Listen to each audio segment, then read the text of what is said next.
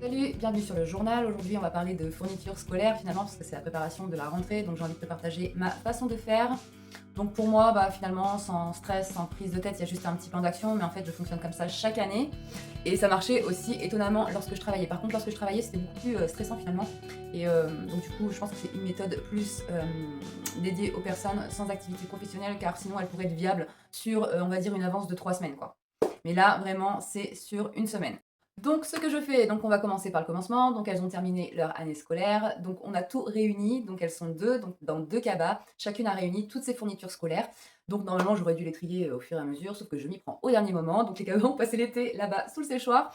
Et c'est pas très grave, je commence maintenant. On va commencer par Cultura parce qu'en fait, l'année dernière, j'avais un petit peu plus de moyens et du coup, ça leur avait vraiment fait plaisir d'aller acheter. On avait fait toute la scolarité chez Cultura. Elles avaient apprécié parce que c'est vrai que c'est du beau matériel qu'il y a là-bas.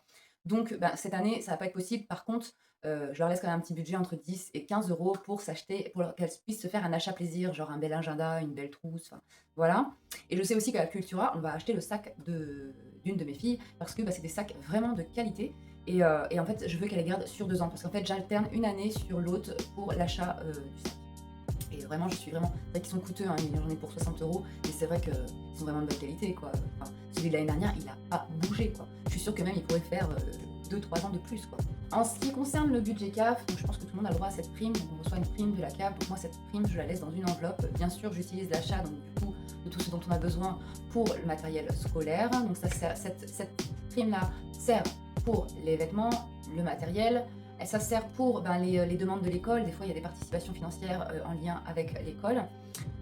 Ça sert aussi pour le coiffeur et je peux aussi compléter. Des fois, je peux prendre dessus lorsqu'il y a un anniversaire imprévu, que les filles sont invitées.